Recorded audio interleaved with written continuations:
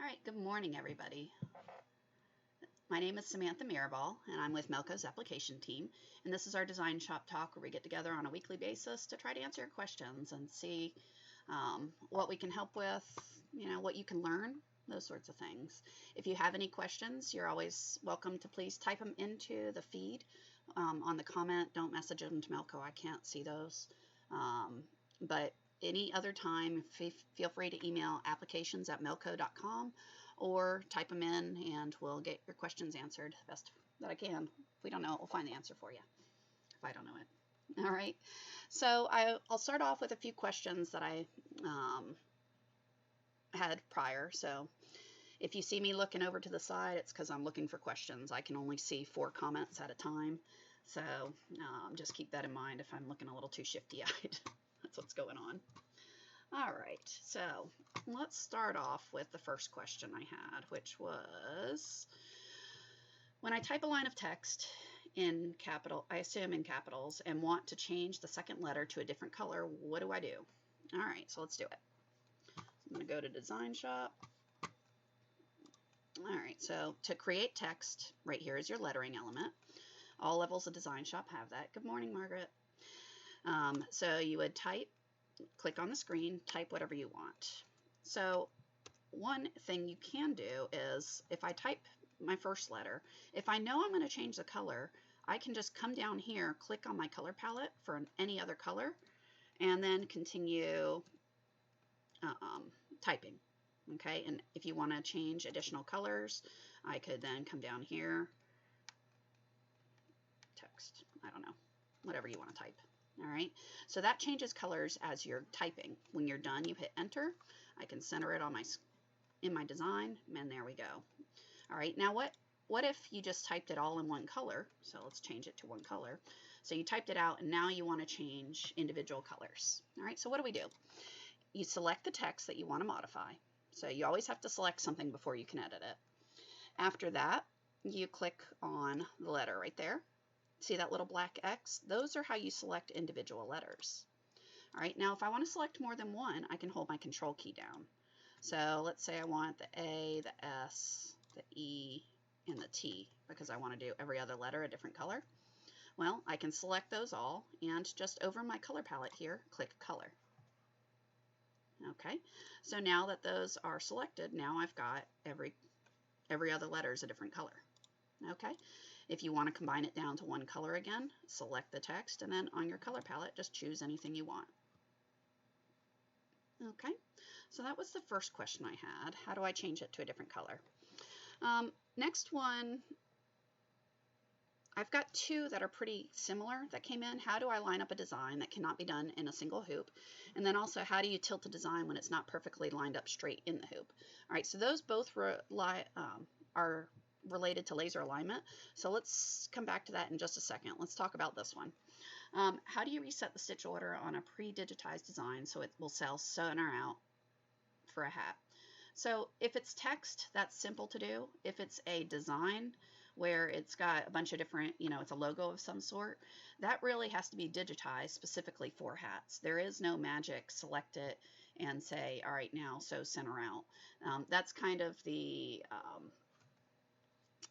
different, I don't know, that's the part of digitizing that you have to think about, the puzzle of where do you start, where do you end, how are you going to sew it out so that you still get the design, you still get everything layered how you want, but now it's sewing center out. With text, like I said, that's easy to make it sew center out, but that's the only easy part. Good morning, everyone.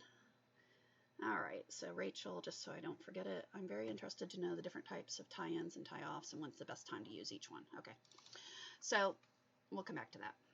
Right here, to make text sew center out, we've got that.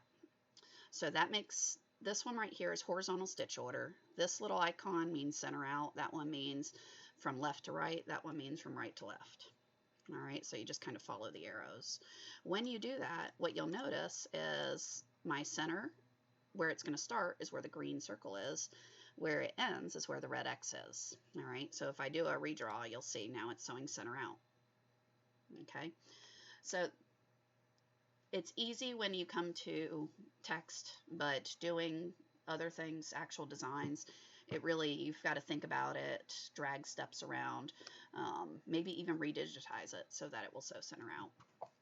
All right. So the other two questions I had were related to laser alignment.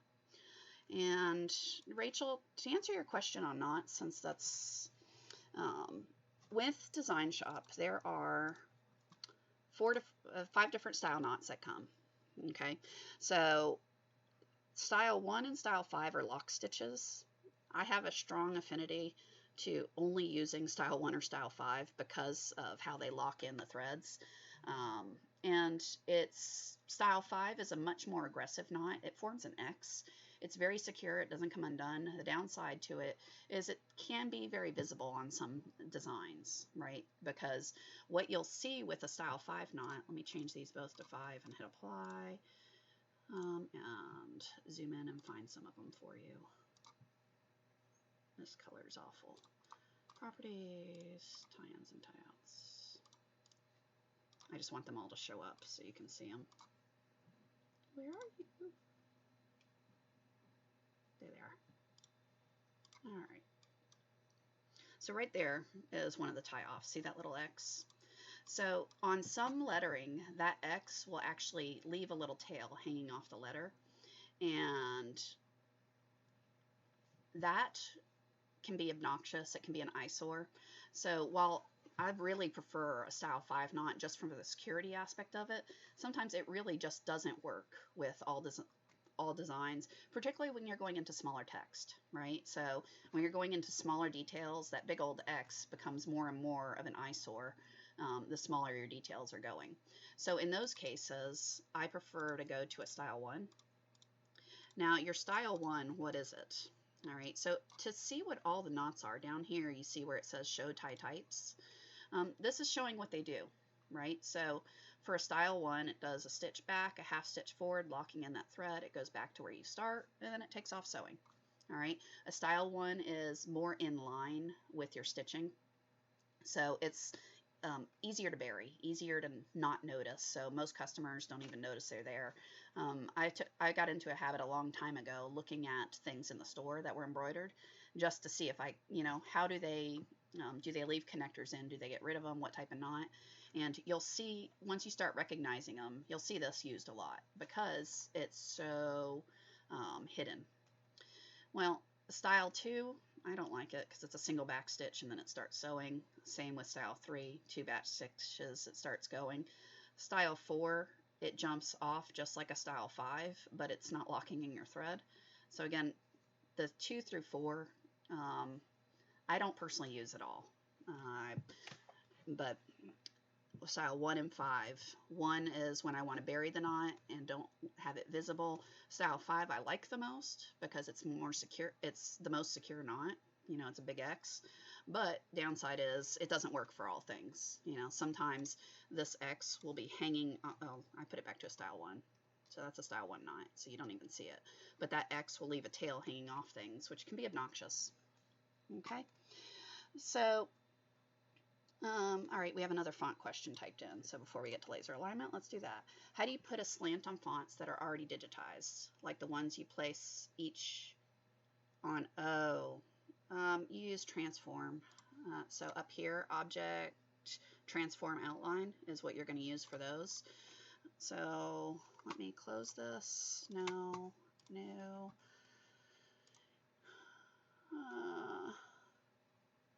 Oh, there you go. So I don't know who's typing, Nate or Scott. There's where they talk about style 2, 3, and 4, the ones that I just don't use much or ever actually. But okay. What was I doing? Oh, slant on previous digitized fonts. So Rachel, look at the comments Melco typed in for you. All right.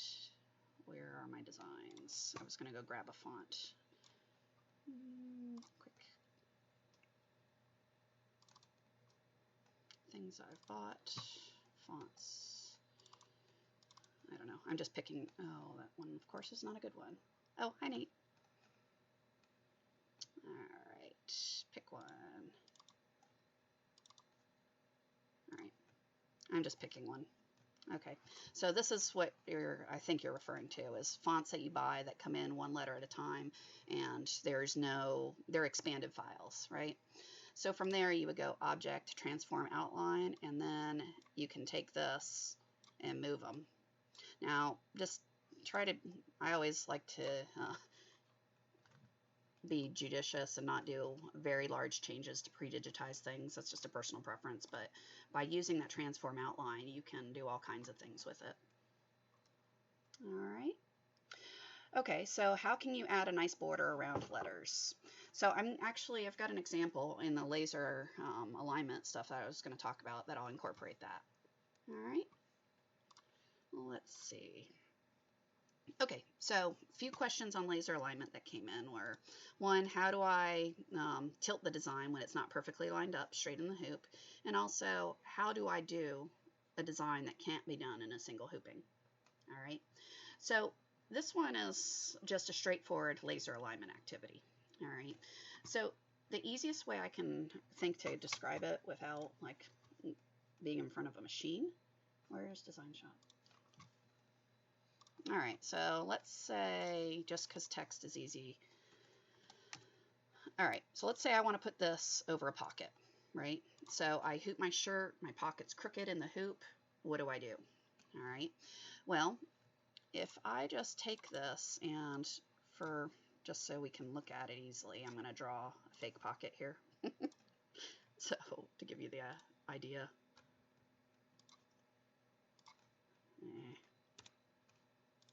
Whatever. All right, you get the idea. All right, so I got a pocket drawn. Okay, so let's say I want this to be positioned right over my pocket about 1/2 inch, right?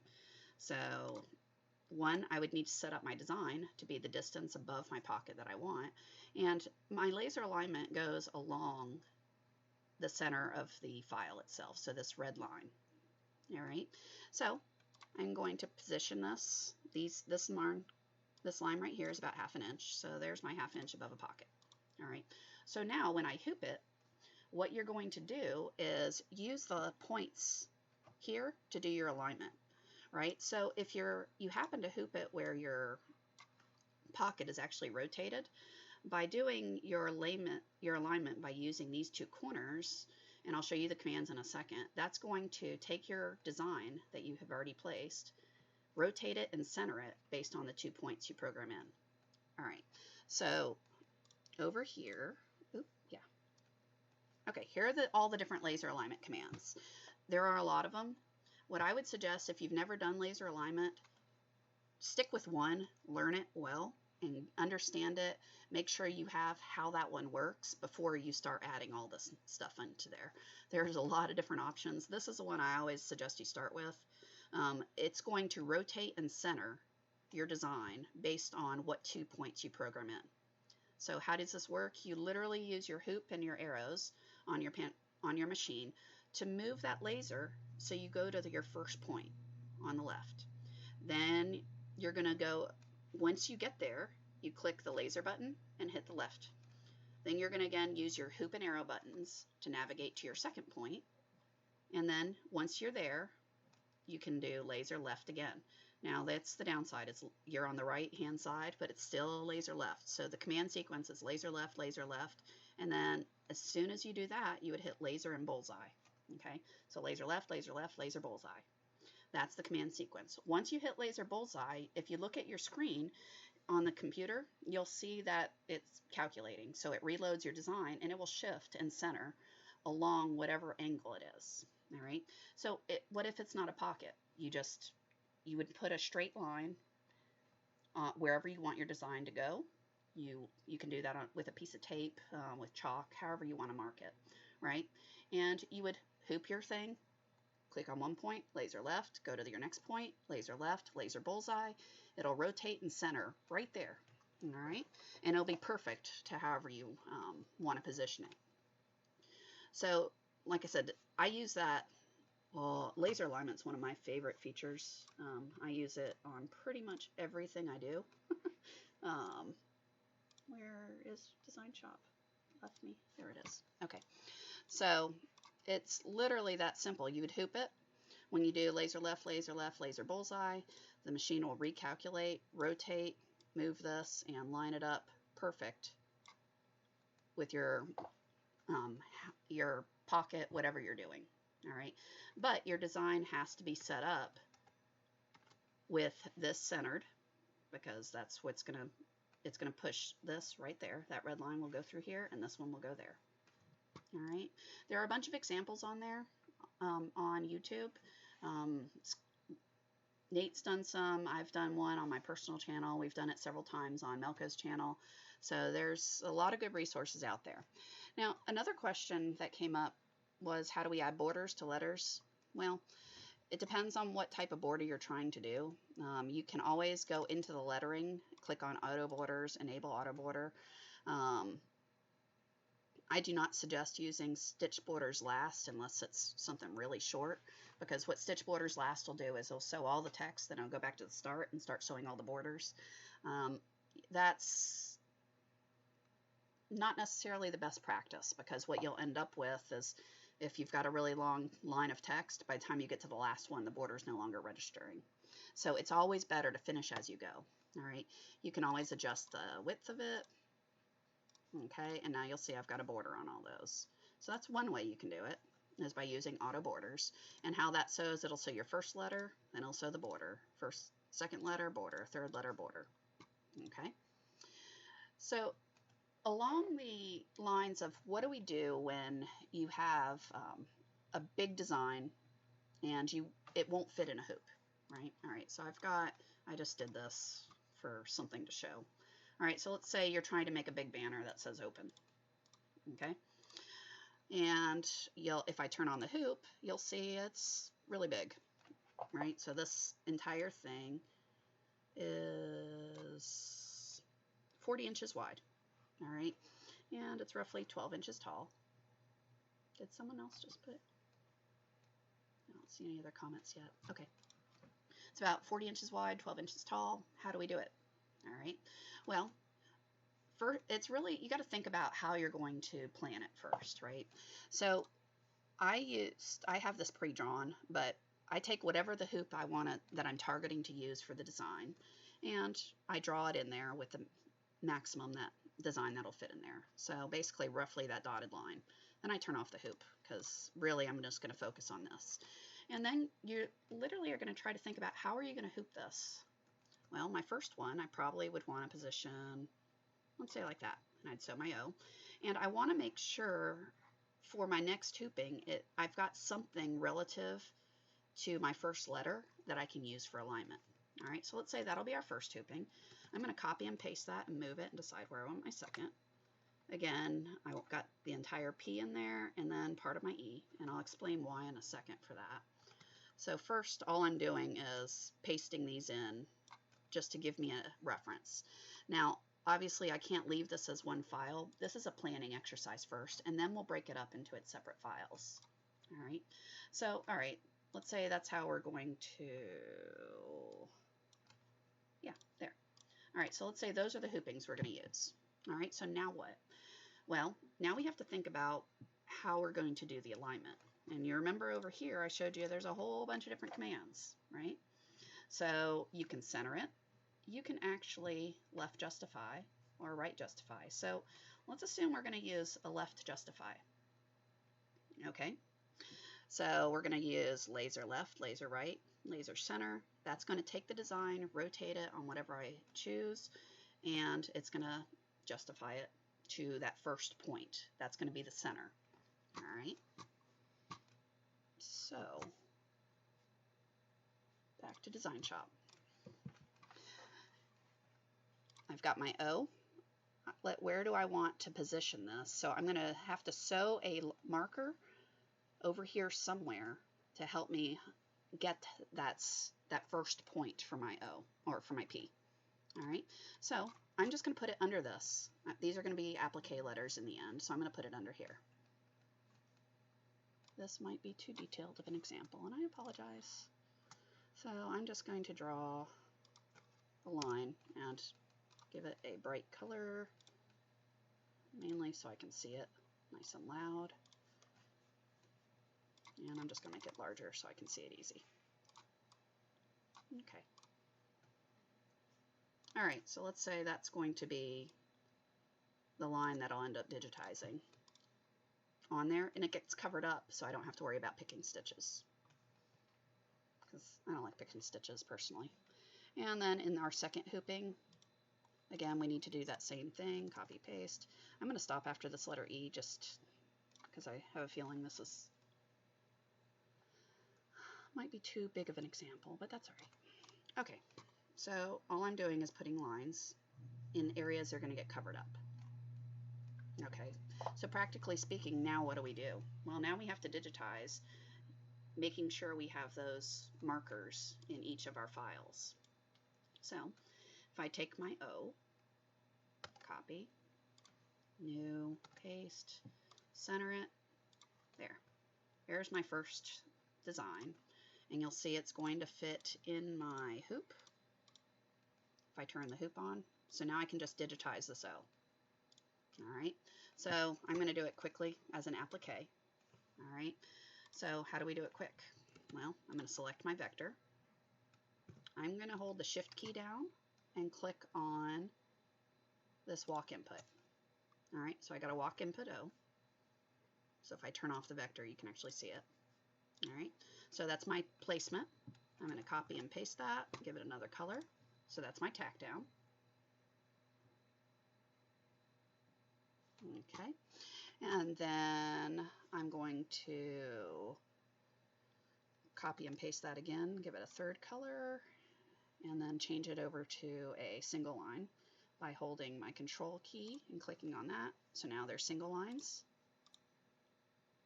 but these are going to be my actual zigzag tack downs, so I want them a little wider. I guess I'm going to make them around 30 and change this to a tackle. Okay. So I've got my placement, my tack down, the zigzag around my fabric, and then I would want my satin stitch if I'm going to put a satin stitch border on that. And again, that's going to be a satin. Let's make it maybe 45. That's pretty. Okay, 45 width, satin stitch. Yeah, that'll do. All right, so that's the actual applique of the O. But remember, we still have to sew this. Okay. So here, I need to put a line so that it's going to sew it. So I'm just going to digitize a line right there. And I like going back over it. It's just a personal preference. There's really no reason to do that, but I do it because I like it. So there's our first design. All right. So what you would do is you go sew this out. All right. Then I'm looking at questions. It looks like Nate's got them at the moment. All right. There's my first. So let's do the P now. All right. So I'm going to go back to, I got too many things open. Show that in a minute. Close this. There. All right. So for my P, I'm going to grab the P and my second line. And I'm going to grab this first one. So I'm going to grab both lines so I have them as a reference point. I'm going to copy that. Again, go to a new file. So here's where it's important for setting up your second hoop. You've got to make sure that you have this line centered on where the origin is, which is where these two red things cross. So I just pasted it. Now I'm going to move it over until that vector that I started with is right there. That's now going to be right on my, oops, undo, there, right on the center, so that when I do my laser left, laser right, laser bullseye, it's going to position right here as the center of the file, so I have to position it there. So once that's there, now I just digitize the P, the same way we did before. Select the P, give it a, I held the shift key down and clicked on the walk input. That gave me my placement. Copy, paste, give it another color. There's my tack down, copy, paste, give it another color. I control, I'm holding the control key down because I want to change those from a walk normal to a, whatever this is, single line.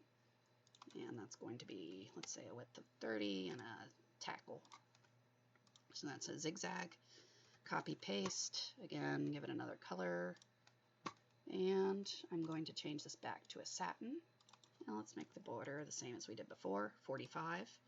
All right, so now I've got a applique, P, but I need to set up for the next one, so that means I need to come over here and again digitize a straight line right there.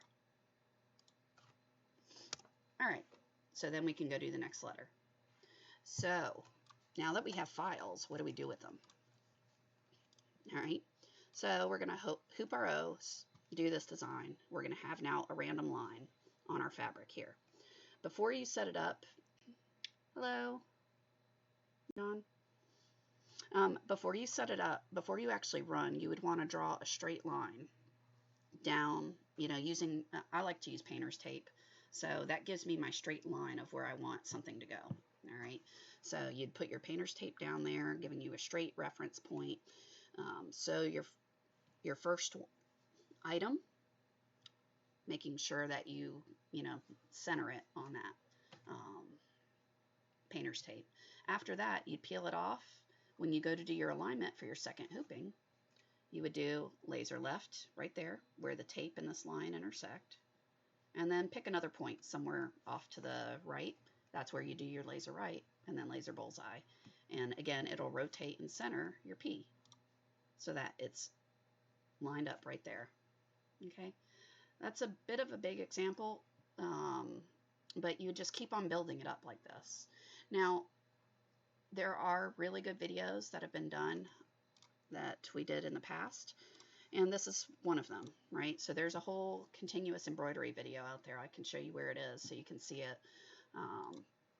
But this one is done in, basically you plan it out here. So this is the full file planned out, and it has the same things. It's got vector placements of where the two alignment points are going to be, and it's sewn out in the end as 3 hoops, right? You do your left, it sews out a mark point. You do your right, and again it sews out an X.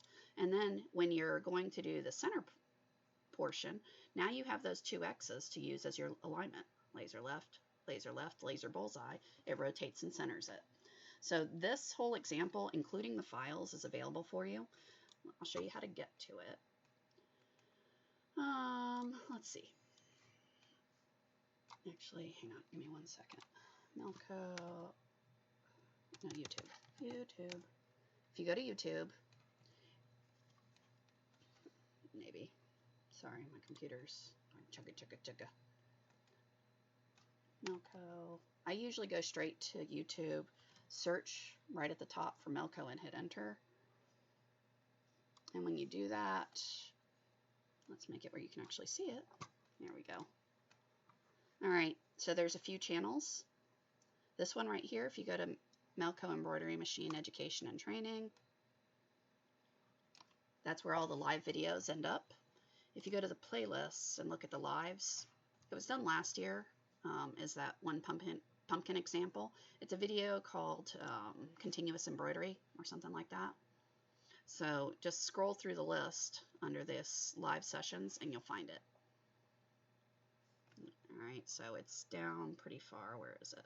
There's a laser alignment one. Okay, so that shows one of the first questions, how do you twist a design? So there is a video there on laser alignment. If you go down a little bit further, down here, split font uses some of that right here, continuous embroidery. All right, so that shows you. All right, and the fun thing there, the files are actually in the description of that. So that pumpkin example, so that you can actually take it apart and look at it. If I pause this so we don't have to listen to it. Well, when you scroll down under the description, right there, it'll take you to the files that you can download. Okay, so the question on how do I get to the PDF, the location of it was typed in there for you. So you've got that. Hopefully I didn't lose anyone with my laser alignment discussion. I really love that stuff. Yes, laser alignment is in the manual. So let me show you where that is as well. Come back over here. So if you go to melcoservice.com, go to it. I always just go to the latest machine. It's all the same, but you can go to your specific machine, and under, I usually go to the advanced interface, click on the PDF. Once it opens up, you can do a search for laser alignment. It's around page 209, I believe, in the new manual. Yeah, I closed it. I had it open earlier. But yeah, it's down there. If you just look for laser registration or laser alignment, you'll find it down there. It's in the 200s somewhere, but it has all the commands that I was showing you over here. So it should, these are just straight screenshots out of the manual. Okay, and fun fact, in the EMT 16X manual, see these little M's? Those actually take you to videos on how to use the feature. Okay. Is there a way to slow down laser trace on the machine? No, unfortunately. No. Sorry. What other questions? Okay. Like I said, if you've never done laser alignment, learn it. It's the best feature ever. I've never had anything, hooping straight, particularly with some of the round hoops, for me can be a challenge because I'll end up thinking it, going crooked at it. And next thing I know, you hold up the shirt and go, it's not straight. Well, I don't even care anymore how I hoop as long as it's got the right tautness and right stabilizer and I didn't stretch the material. That's all I care about. And then my design will fit, because then I can just use laser alignment and get it however I want it to be positioned. All right. What other questions do we have? Why would you want to do that? What? Why would I want to do what? Hoop it crooked? Just not paying attention. I hoop fast, so I don't pay any attention and just use laser alignment.